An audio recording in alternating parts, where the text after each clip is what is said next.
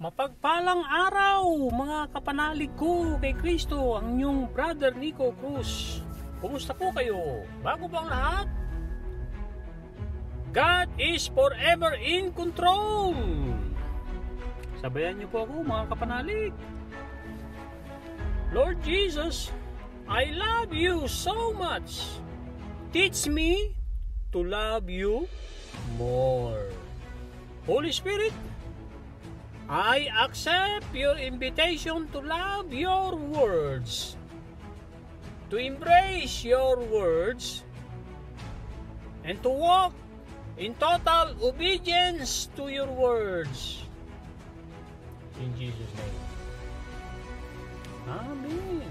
Amen. Amen. Tanong mga kapanalig ko kay Kristo, ano po ang inyong uwi? Take home. Ang mga nakapagpukaw ng inyong atensyon sa episode 55, ako ang lumikha ng langit at lupa.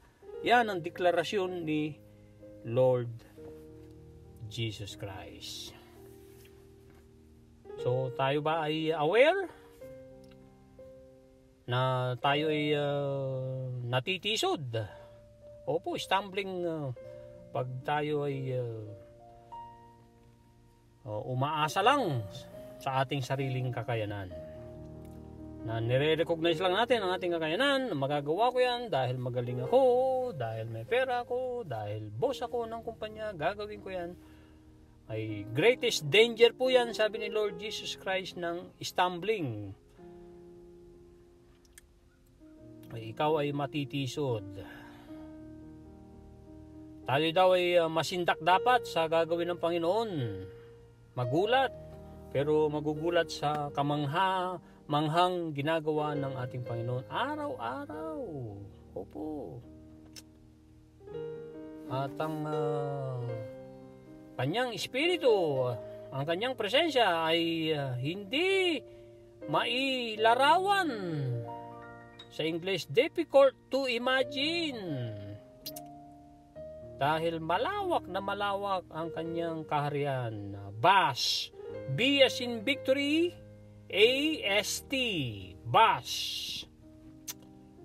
Malawak na malawak ang kanyang kaharian, na hindi siya maarok, pero pinili niya na tayo ay ang kanyang greatest possessions, at na pinili niya ring siya ay nananahan sa atin. Opo, nananahan sa atin.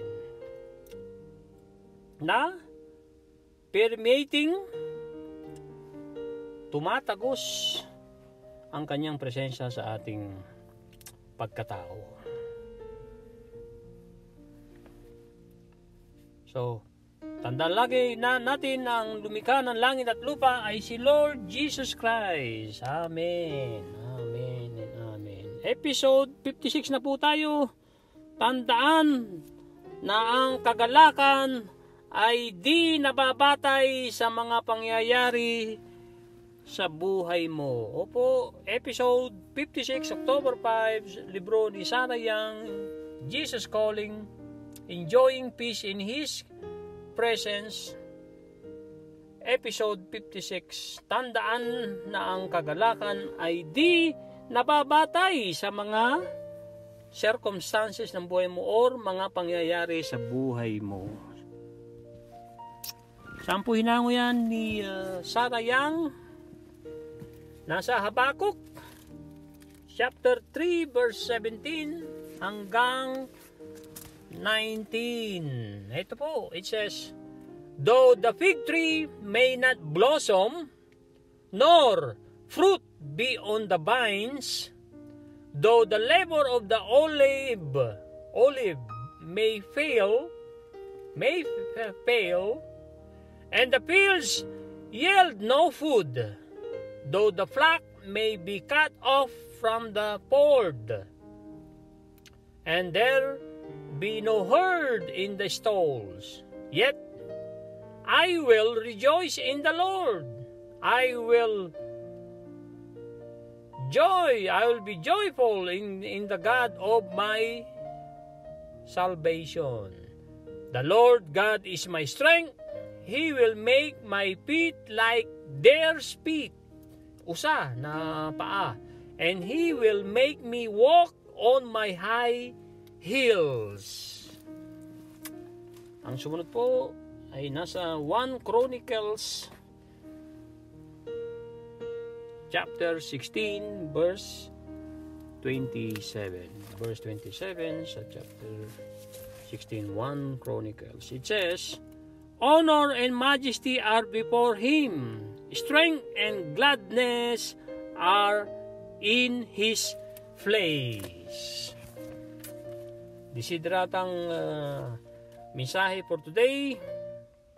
Mag-iingat sa pakikipagnegosyo pagkat puno ng bulaan ang mundo. Ngunit, huwag namang magbulag-bulagan sa kabutihan.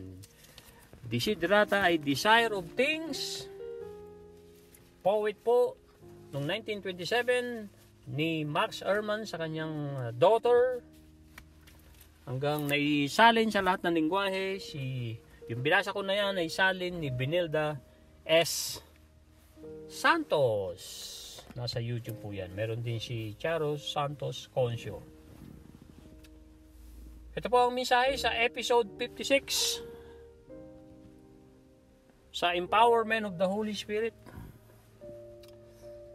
Remember that joy is not dependent on your circumstances.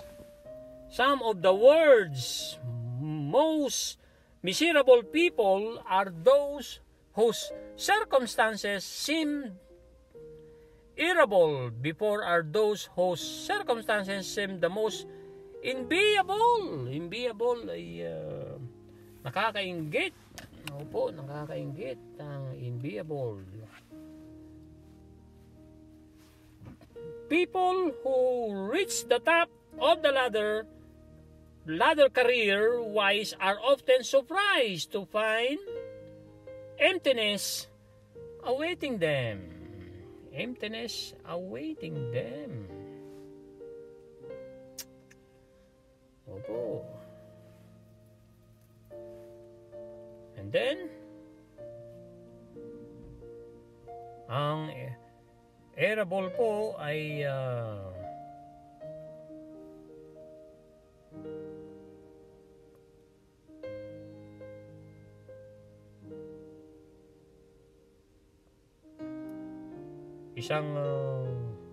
a tree with leaves that have 5 points and turn red or yellow in the autumn. Yan po ang arable. Ang ibig sabihin ng arable para maintindihan po natin. True joy is by a product of living in my presence. Opo, basahin ko po ng isang ulit pa. True joy is a byproduct of living in my presence. Malinaw na malinaw yan ng deklarasyon na mensahe ni Lord Jesus Christ sa atin lahat. Therefore, you can experience it in palace, in prisons, anywhere. Do not judge a day devoid. Ang devoid po ay walang laman. Do not judge a day as devoid of joy just because it contains difficulties. Instead, concentrate on staying in communication with me. Many of the problems that clamor po ay hiyawan for your attention will resolve themselves. Other matters you must deal with, but I will help you with them. If you make problem solving secondary to the goal of living close to me, you can find joy even in your most difficult days. Malinaw na malinaw po yan. So, mas palilinawin pa natin sa tulong ng Banal na Espiritu sa ating lingwahe.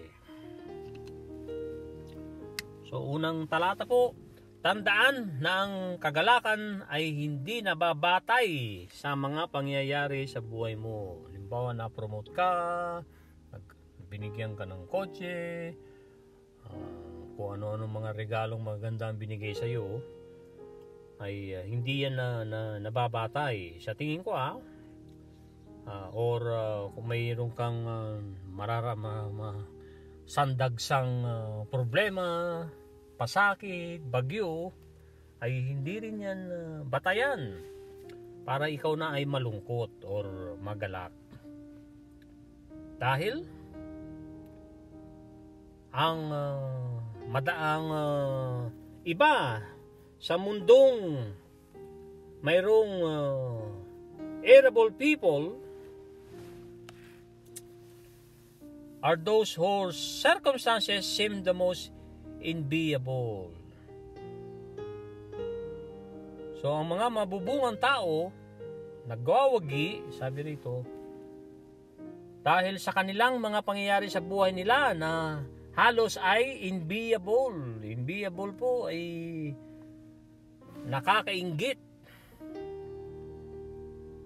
Yung mga taong naarok ang tuktok ng tagumpay sa kanilang hagdanang career-wise, kanilang piniling devotion or trabaho or being a professional teacher or professional accountant, professional lawyer, so on and so forth, ay madalas yan ang nagiging daan pa para para sa kablankuhan, emptiness. Opo, blanco. Oo, malaki ang sweldo mo bilang lawyer. Parang kwento ni Attorney Sandy Gallagher, isang napakatalinong abogada ng corporate lawyer sa Amerika. Nag-aral sa US at saka sa England. Ng tatay niya ay abogado.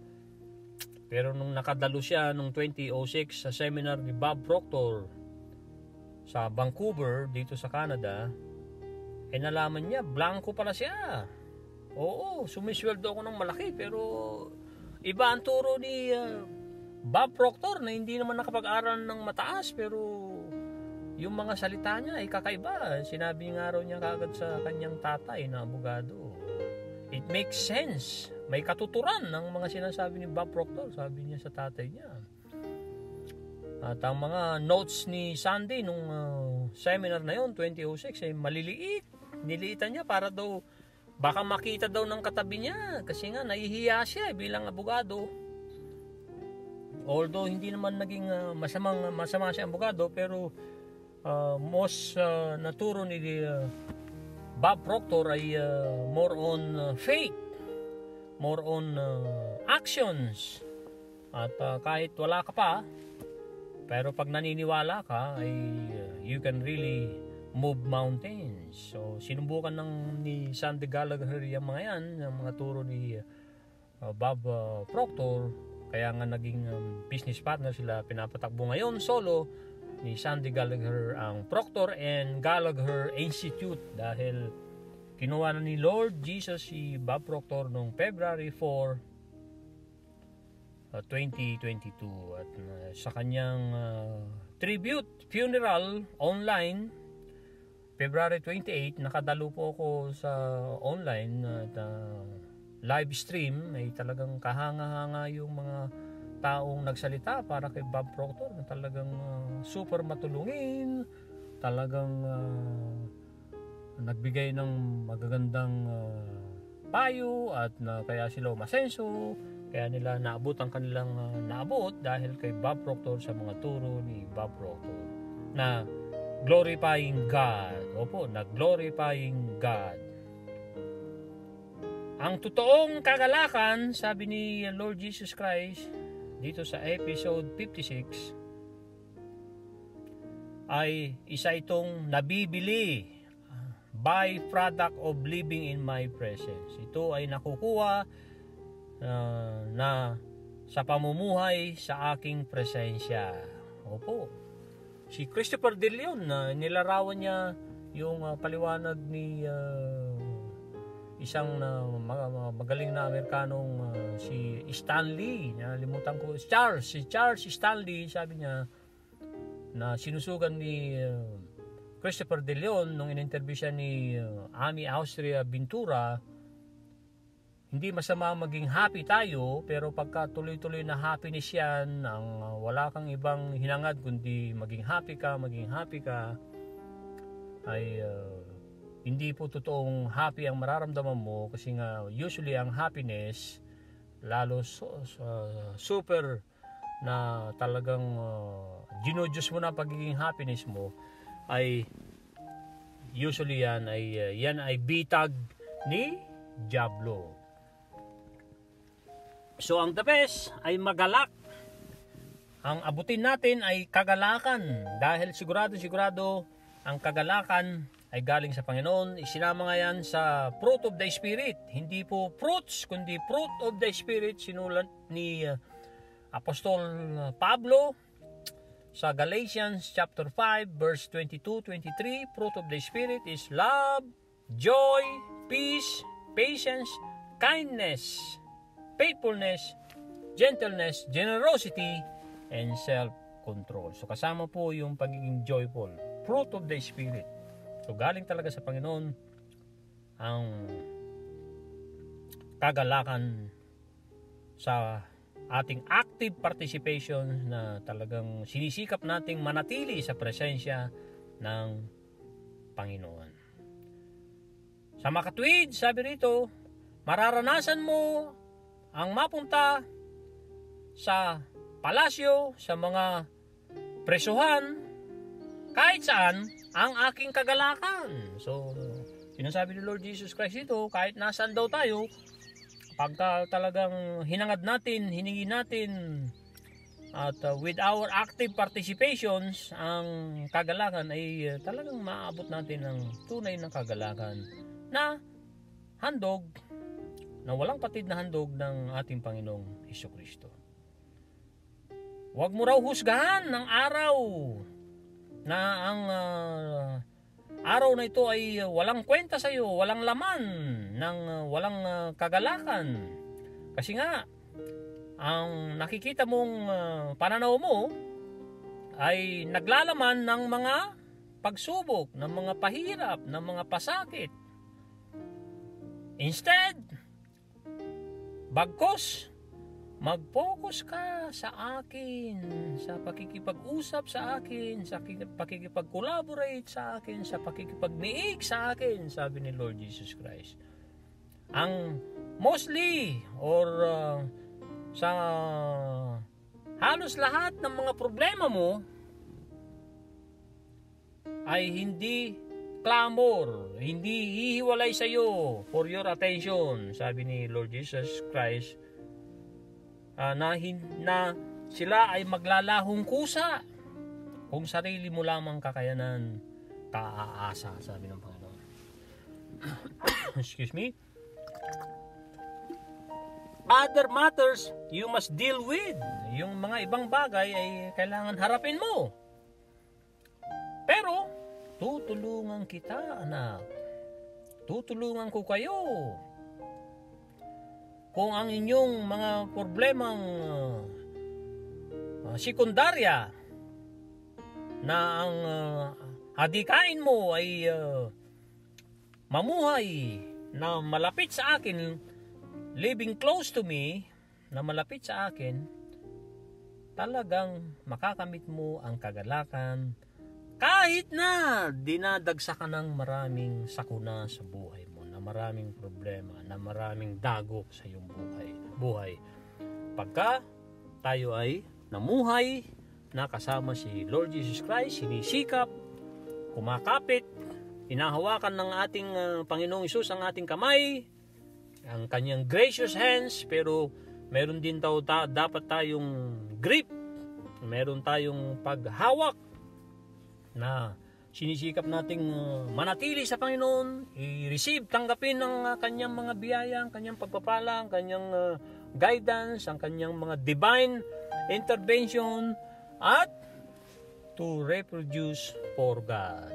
Kasi kung lagi tayo nagpapasalamat, dahil sabi nga ni Bob Proctor na lagi nating sinishare sa mga podcast nating mga nakaraang podcast, gratitude is an attitude that hooks up to our source of supply, and the more grateful you are, the closer you become to your Maker, to the architect of the universe, to the spiritual core of your being. It's a phenomenal lesson.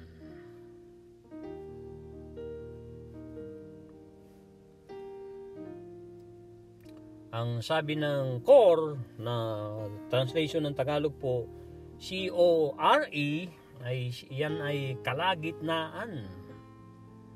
Yan ay pinakasentro. Mahalagang mahalaga ang core. So ito na po ang Kawikaan, Kapitulo 5, versikulo 1 hanggang 23. Tagalog po.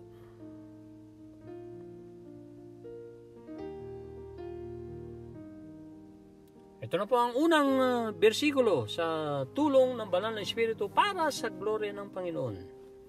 Babala laban sa pangangalunya. Aking anak, karunungay pakinggan mong mabuti. Pakinig mo ay ikiling sa aking sinasabi. Sa gayoy, magagawa mo ang mabuting pagpapasya.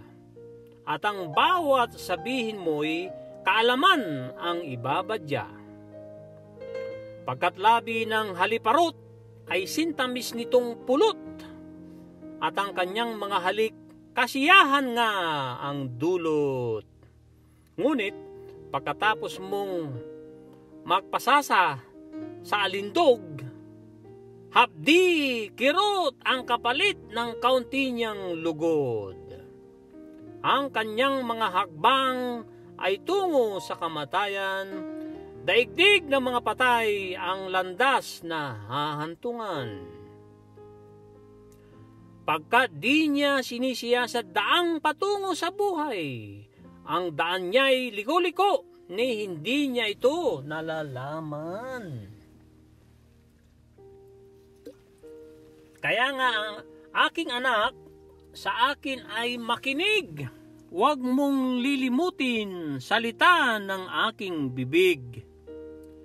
Lumayo ka sa babaeng masama ang pamumuhay, ni huwag kang lalapit sa pinto ng kanyang bahay. Baka dangal mo'y sirain at angkinin pa ng iba. Sa kamay ng masasama ay mamamatay kang maaga.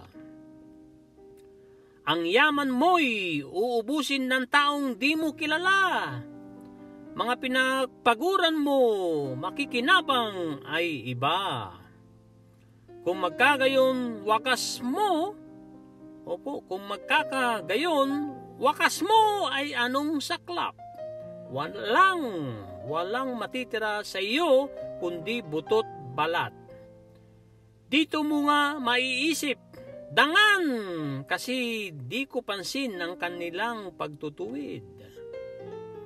Puso ko ay nagmamatigas, sinunod ang aking hilig. Ang tinig ng aking guro ay hindi ko dinidinig, sa kanilang katuruan inilayo ang pakinig. Nilayo ang pakinig. Sa gayon ay narito ang aba kung kalagayan, isang kahiyan sa ating lipunan. Ang dapat ay maging tapat sa asawang minamahal, at ang tangi mong pag-ibig iukol sa kanya lamang. Kung ika'y magkakaanak sa babaeng di asawa, walang buting idudulot, manapa nga ay balisa. Anak mo'y dapat lumaki nang ikaw ay matulungan, upang hindi doon sa iyasa ang iyong buhay. Kaya nga ba't mahalin mo ang kabiyak ng iyong buhay? Ang ligaya ay lasapin sa mabango niyang kandungan. Mabait siya at mahinhin, babaeng kaakit-akit, ligaya mo'y nasa kanya sa pitak ng kanyang dibdib. Sa ibang babae ay huwag kang sanang paaakit, ni huwag mong papansinin, makamandag niyang halik. Makamandag niyang halik. Last 3 verse 21, 22, and 23. Ang paningin ni Yahweh sa tao'y di iniaalis. Laging nakasubaybay bawat oras, bawat saglit. Kasamaan ng isang tao ay bitag na nakaumang. Siya ang magdurusa sa sariling kasalanan. Pagkat walang pagpipigil, siya ay mamamatay at dahil sa kamangmangan, hantungan niya'y sa libingan. Hantungan niya'y sa libingan. Papuri sa Panginoon sa Kawikaan 5. Sikapin po nating manood po yan. Balik-balikan po natin. Reputation, reputation, reputation. Of course, ng good reputation, ng good habits, ng mga kawikaan, ng mga mangaral, ng mga salita ng Diyos, ng mga salmo, at iba pa, lalo na ang gospel. Ang gusto kong ibahagi sa inyo, panguli, mga kapanalig, sa tulong ng banal na Espiritu, ay nasa The Maxwell Leadership Bible, Revised and Updated. Lessons in Leadership from the Word of God by John C. Maxwell. Itong Bible na ito, lagi kong binabangkit, ay 800 lessons ang binahagi.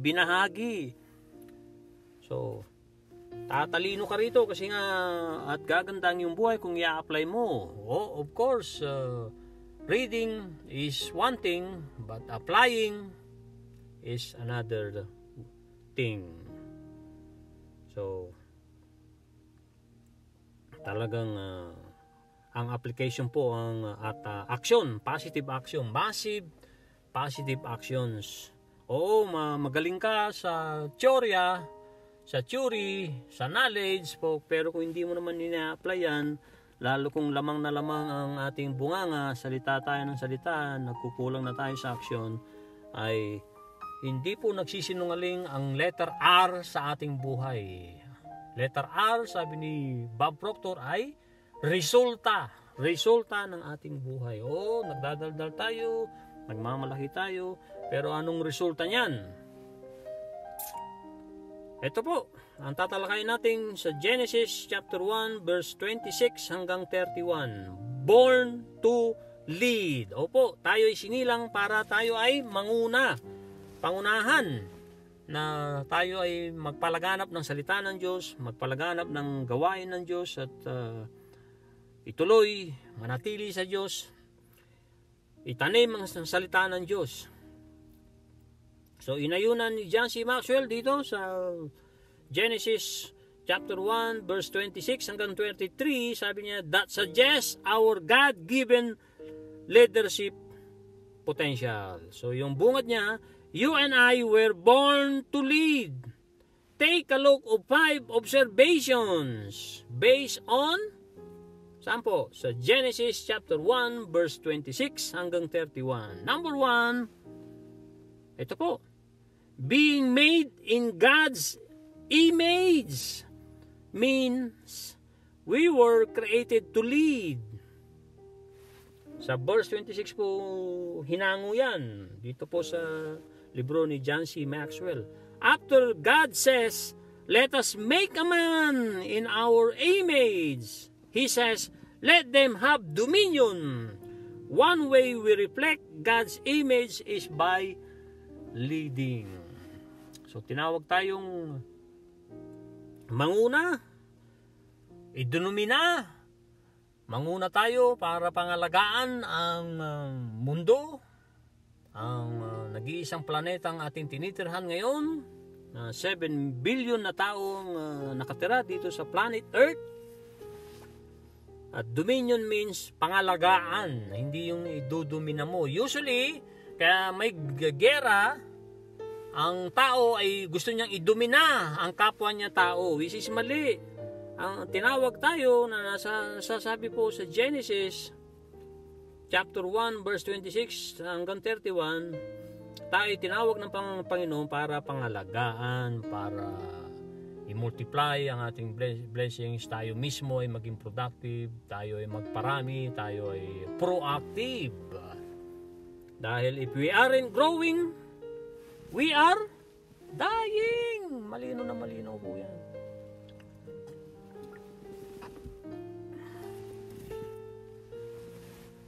So, ang isa sa the best na paraan para i-reflect ang imahe, para makita sa atin ang imahe ng Panginoon ay through good leadership. At ang pinaka-ultimate leader natin ay si Father God in Heaven.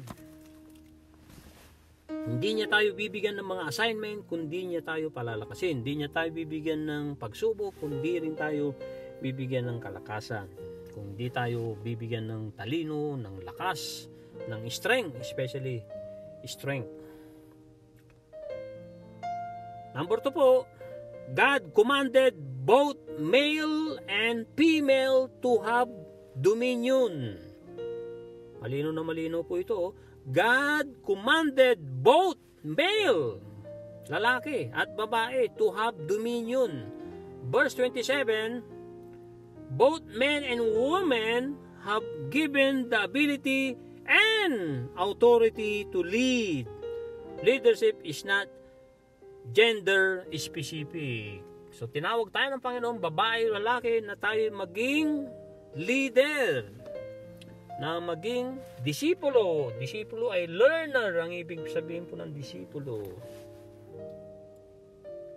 So, hindi po gender specific. Dahil babae ka, hindi ka na pwedeng maging leader. Noon sa mga ibang lahi, yan ang kahit sa ancient Israel, pero hindi na po ngayon. Ang kababaihan ay pwede rin silang maging mahusay na leader ng bansa, leader ng malalaking organisasyon, leader ng malalaking kumpanya. Number 3, we are to rule over the earth. Opo, we are to rule over the mundo, but not necessary over each other. Pero hindi tayo ang maglaban or maglaban sa bawat isa sa atin, na magdigmaan bawat bansa, bawat lahi. Hindi po. We were not directed to rule each other. Hindi po tayo direktang sinabihan, inatasan ng Panginoong Ama sa Langit, ang ating pinaka-ultimate leader, na to rule each other, na pangunaan na idomina mo ang kapwa mo, na manduhan mo ang kapwa mo, lalo na sa personal mong paghahangad ng fame, ng wealth. So hindi po yan ang tama.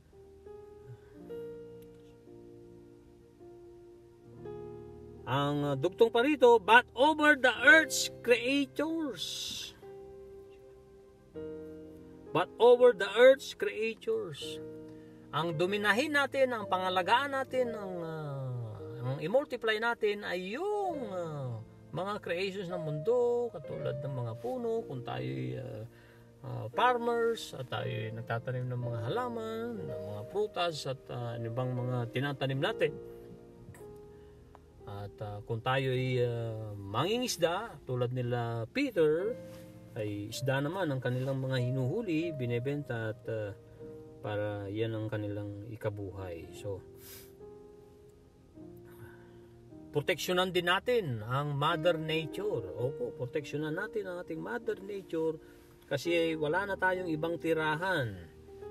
May nagsasabi na pwede raw tumira ang tao sa planet Mars, pero hindi pa manlinaw yan. So, pangalagaan po natin ang ating mundong ginagalawan para sa ating future generations. Number 4, all of us are to serve one another in the areas of our gifting and purpose. So, lahat daw tayo ay dapat pinagsisilbihan natin ang bawat isa sa atin kasi merong mga specific na regalo ng Panginoon. Kung ikaw ay magaling sa math, ikaw ay engineer, ikaw ay accountant, kung magaling ka naman sa skills, ikaw ay karpentero, ikaw ay plumber, ikaw ay electrician. Kung kami ginagamit ng aming skills sa paglilinis sa RC Cleaning, the cleaning company that loves to serve for over 12 years. At yan ang aming vision. Identity is vision, laging nangunguna ang vision and then mission. For your peace of mind, we leave no dirt behind. So kami ang in charge sa cleaning na mga clients ng Panginoon na kami pinili para linisin ang kanilang building after nilang gamitin sa araw. May mga linis pong everyday. May linis din pong once a week, usually Sabado. Pero minsan pag may lakad ng aming teammate ay linggo, pero hindi natin ini-encourage na magtrabaho ng linggo. Magpahinga naman. Our general purpose is to lead. But each of us should ask God, Lord, what's my specific purpose? Dahil ang ating Panginoon created everything for a purpose. Kaya nga tanungin daw natin ang ating Panginoong Ama sa Langit, ang pinaka-ultimate leader natin na hindi nagbabago noon, ngayon, at magpakailanman. At gusto niya tayong makarating sa langit. Basta kilalanin natin ng bugtong anak niyang si Lord Jesus Christ, dahil si Lord Jesus Christ ang ilaw, ang katotohanan at ang buhay. Walang makakarating sa Ama kung hindi dadaan kay Lord Jesus Christ. So pag tinanong natin ang ating Panginoon, Lord, ano ang specific na rason kung bakit nandito pa ako dito sa mundo? Pag nilay-nilayan mo yan, makipag-collaborate ka through silence, meditation. Meditation is to examine, to experience, and to evaluate na ikaw lang at si Lord lang na wala pang gising usually sa inyong bahay, o kaya kung maaga kang pumapasok sa trabaho, na nandun ka, nagninilay-nilay ka, kinakausap mo ang Panginoon, na tulungan ka, ay tutulungan ka talaga. Dahil ask and it shall be given. Sabi naman ni Mahatma Gandhi, if you don't ask, you don't get. Kung hindi mo hiniling, hindi ka magkakaroon. And then number 5 po, each person's leadership is best exercise, past tense, exercise in his or her area of giftedness. When we discover our gifts, we will naturally lead in those areas where are most productive, intuitive,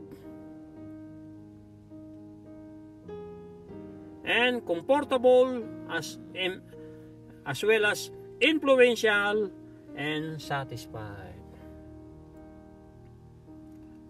Ang bawat isang tao daw natin, ang bawat isa sa atin ng liderato ay ginagawa o nagawa na sa kanyang giftedness na mga gift na galing sa Panginoon. Kung ikaw ay engineer, magaling ka sa math, ay gagawa ka ng matibay na building, matibay na bahay. Kung ikaw naman ay accountant, tinutulungan mo ang iyong kliyente na makapag-impok, makasave ng money ang mga kliyente mo. Tinutulungan mo. Kung ang abogado naman, lalo kung mahusay kang abogado, di kang panilyang abogado, ang pinipili mo lang na kaso ay yung may merit, hindi yung dahil may salapi, dahil malaking pera, mayaman ng kumuha sa iyo, babaluktutin mo ang tama, mananagot ka sa Ama sa Langit. So, that's it for now, mga kapanalig ko kay Kristo. Ang episode 55 na may kasamang Kawikaan, Kapitulo 5, versikulo 1 hanggang 23, and then itong lessons ni John C. Maxwell sa Born to Lead, sa Genesis chapter 1, verse 26 hanggang 31. Ano po ang lagi nating tatandaan, mga kapanalig? God is forever in control. Maraming salamat. Shoutout sa aking Kuya Romy, sa aking anak na si Patrick, na talagang siya kung bakit laging meron tayong daily podcast na sa YouTube, dahil siya ang super sipag, super sigasig. Kaya palakpakan natin ang ating anak na si Patrick Terry, na manugang ko at asawa ng aking panganay na anak na si Demi. God bless. Papuri sa Panginoon. Bye now.